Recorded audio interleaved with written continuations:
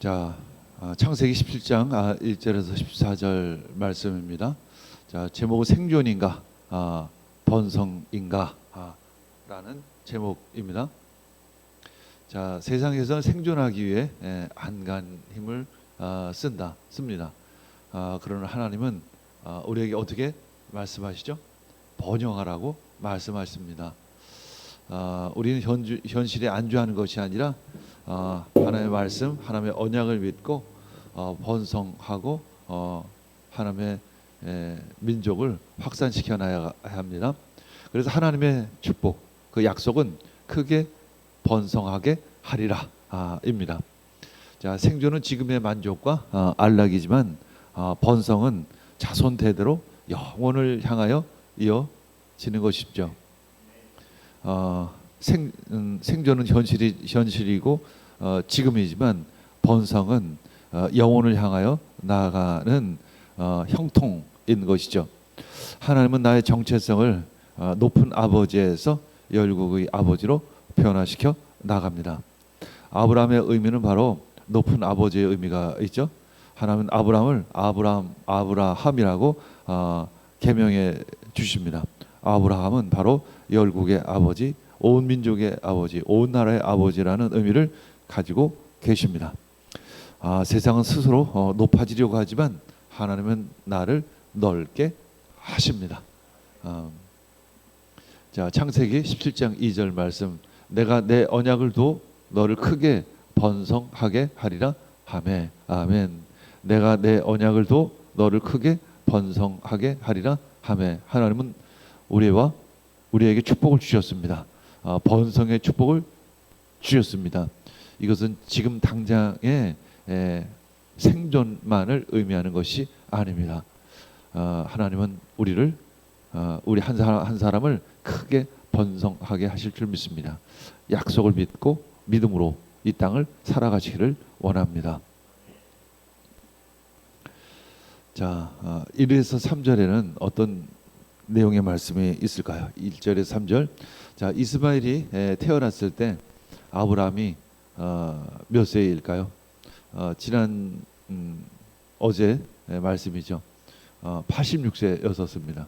이제 99세 때 하나님은 다시 찾아오십니다. 그러면 13년 만에 찾아오신 것이죠. 13년 동안 아브라함은 하나님을 만나지 못한 것일까? 하나님은 99세 때 어떤 모습으로 오시냐면 엘샤다이의 모습으로 오십니다. 엘샤다이에 오면은 전능하신 하나님으로 오시는 거죠. 하나님은 특별히 이제 내년 아브라함이 100세가 되면 언약을 이루어 주실 것입니다. 아브라함의 씨를 주실 것입니다.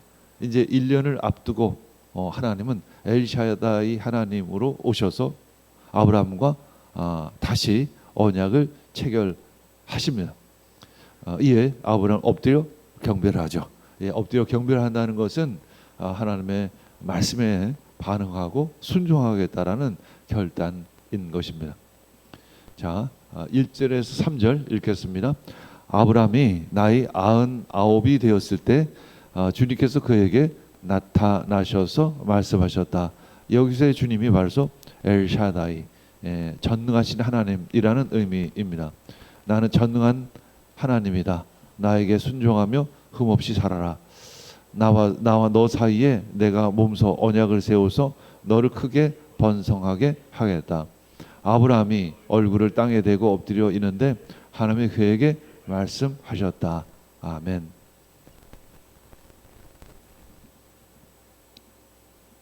자, 4절에서 8절은 어떤 내용이 있을까요? 자, 하나님은 언약을 맺으시죠. 언약과 함께 아브라함으로 계명해 주십니다. 아브라함은 높은 아버지의 의미를 가지고 있고 아브라함은 열국의 아버지라는 의미를 가지고 있습니다. 사실 우리가 높아지는 것보다 더 가치 있는 것은 넓어지는 것입니다. 나의 영역이 확장되어지는 것이죠. 그것이 바로 선교적 사명이고 우리들의 선교적 인생이 될 것입니다.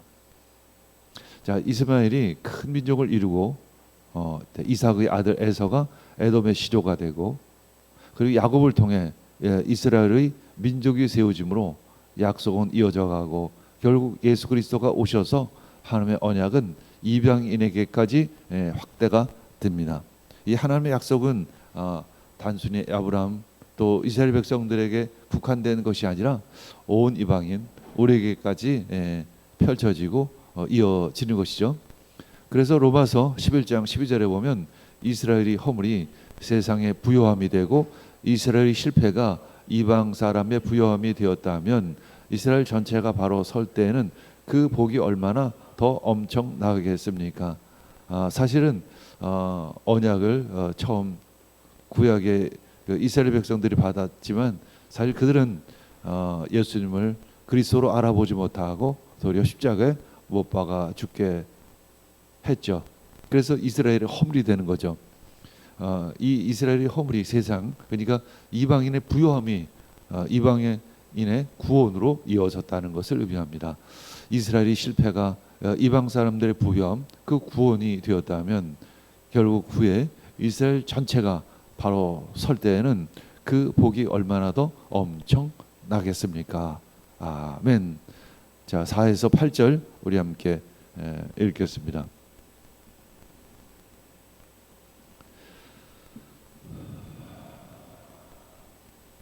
나는 너와 언약을 세우고 약속한다.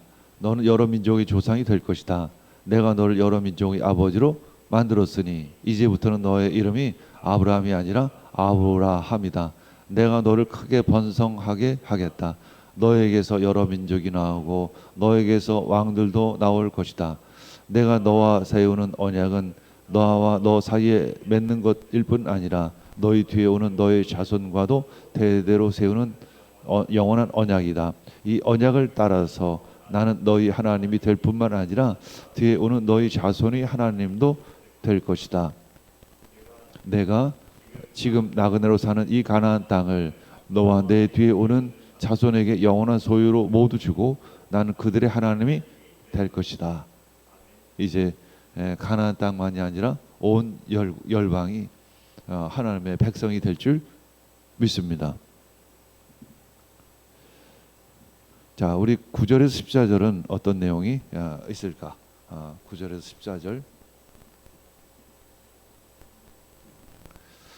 언약의 징표인 이제 할례. 하나님께서는 이제 언약을 받아들이는 자는 할례를 받으라, 이렇게 말씀하시죠.